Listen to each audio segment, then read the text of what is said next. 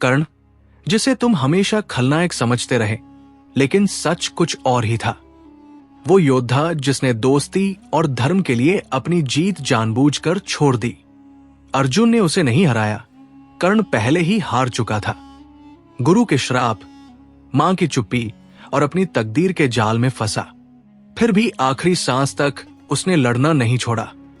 अगर तुम सोचते हो कि कर्ण सिर्फ दुर्योधन का साथी था, तो तुमने महाभारत का सबसे बड़ा रहस्य कभी नहीं जाना। आज हम खोलेंगे वो अनकही कहानी जो बदल देगी तुम्हारी सोच।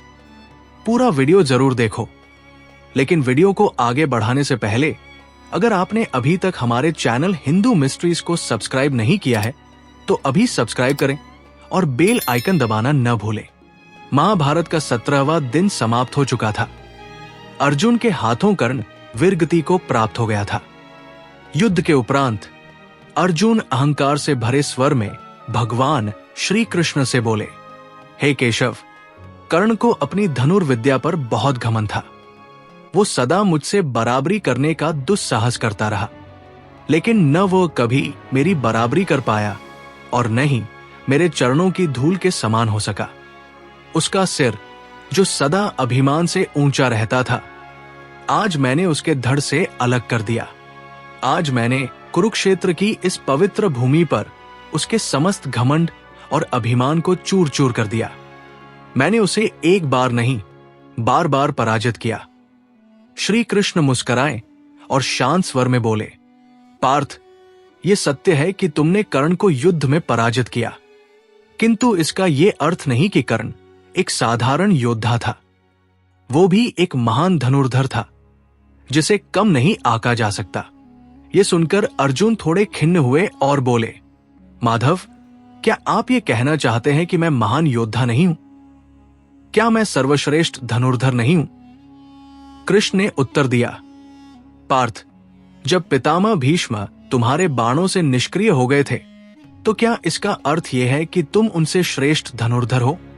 अर्जुन ने सिर झुकाते हुए स्वीकार किया, नहीं माधव, पितामह भीष्म से मैं श्रेष्ठ नहीं हो सकता, लेकिन कर्ण से अवश्य हूं। आप स्वयं युद्ध भूमि में उपस्थित थे।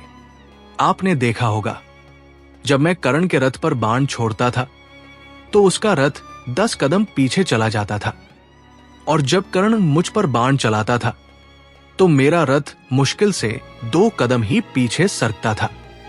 इससे क्या यह सिद्ध नहीं होता कि मेरे बाणों में अधिक शक्ति थी? भगवान श्री कृष्ण मुस्कुराए और बोले, पार्थ, तुम मेरे सखा हो, मेरे परम मित्र। तुम भली भांति जानते हो कि मैं कौन हूं। मैं त्रिलोकीनाथ हूं। सोचो, जिस रथ पर स्वयं मैं विराजमान था, जो तीनों लोकों का भार वहन कर रहा था, उसे कोई शक्ति क्या सचमुच पीछे धकेल सकती थी? जब कर्ण अपने संपूर्ण बल के साथ तुम्हारे रथ पर प्रहार करता था और वो रथ केवल 2 कदम पीछे जाता था, और जब तुम कर्ण के रथ को 10 कदम पीछे ढकेलते थे, तो अब तुम स्वयं निर्णय करो कि किसके बाणों में वास्तव में अधिक शक्ति थी। कृष्ण की इन बातों को सुनकर अर्जुन स्तब्ध रह गए। फिर भगवान बोले, पार्थ, इतना ही नहीं, कर्ण का वध भी वास्तव में तुमने नहीं किया। उसका अंत परशुराम जी के श्राप से हुआ। उस घड़ी तुम केवल एक माध्यम थे, ईश्वर की लीला को पूर्ण करने का एक निमित्त मात्र। अर्जुन ने आश्चर्य से पूछा, क्या परशुराम जी ने कर्ण को श्राप दिया था? कृष्ण ने शांत भाव से उत्तर दिया, हाँ पार्थ, जब आचार्य द्रोण ने कर्ण को उसकी जाति के कारण अस्त्र विद्या सिखाने से मना कर दिया, तब वो महेंद्र पर्वत पर भगवान परशुराम के आश्रम गया। परशुराम केवल ब्राह्मणों को शिक्षा देते थे, इसलिए कर्ण ने ब्राह्मण का वेश धारण किया। एक दिन जब परशुराम जी कर्ण की गोद में विश्राम कर रहे थे, एक रक्तपीपासु कीड़ा उसकी जांघ को काटने लगा। असहनीय पीड़ा के बावजूद कर्ण ने अपने गुरु की नींद न टूटे, इसलिए वो चुपचाप सहता रहा। जब परशुराम जी जागे और रक्त देखा तो उन्होंने समझा कि कोई ब्राह्मण इतनी पीड़ा सह नहीं सकता। उन्होंने कर्ण को क्षत्रिय समझकर श्राप दे दिया, जब तुम्हें मेरी दी हुई विद्या की सबसे अधिक आवश्यकता होगी, तब वो तुम्हारा साथ नहीं देगी। तुम मंत्र भूल जाओगे। और तुम्हारा रथ धरती में धंस जाएगा। कृष्ण बोले, पार्थ, यही कारण था कि मैंने तुमसे कहा, कर्ण को तुमने नहीं मारा, उसे मारा उसके गुरु के श्राप ने। और इससे भी गहरी बात यह है कि कर्ण ने ये युद्ध जानबूझकर हारा। जब वो कौरवों का सेनापति बना, मैं स्वयं उसके शिविर गया और उसे धर्म के पक्ष में आने को कहा, पर उसने कहा, माधव, मैं जानता हूं दुर्योधन अधर्मी है, पर वो मेरा मित्र है। उसने मुझे सम्मान दिया, अपनाया। मैं उसे कभी धोखा नहीं दे सकता। मेरे लिए मित्रता ही मेरा सबसे बड़ा धर्म है। कृष्ण बोले, और उसने वही किया। दुर्योधन से मित्रता भी निभाई और अंत में धर्म की विजय का मार्ग भी प्रशस्त किया। सोचो पार्थ, कितना महान था वो योद्धा जिसने हार को भी धर्म के चरणों में अर्पित कर दिया। कृष्ण की आंखों में करुणा थी। हे पार्थ, तुमने कभी कर्ण को समझा नहीं। तुमने उसके हृदय में झांकने का प्रयास नहीं किया। कर्ण एक महान आत्मा था, एक युग पुरुष जो युगों में एक बार जन्म लेता है। वो दानवीर जिसने किसी याचक को खाली नहीं लौटाया, यहां तक कि स्वयं इंद्र को भी अपना कवच कुंडल दान कर दिए, ये जानते हुए कि ये उसका अंत बन सकता है। क्या तुम ऐसा कर सकते थे पार्थ? क्या मैं कर पाता? कृष्ण का स्वर भावुक हो उठा।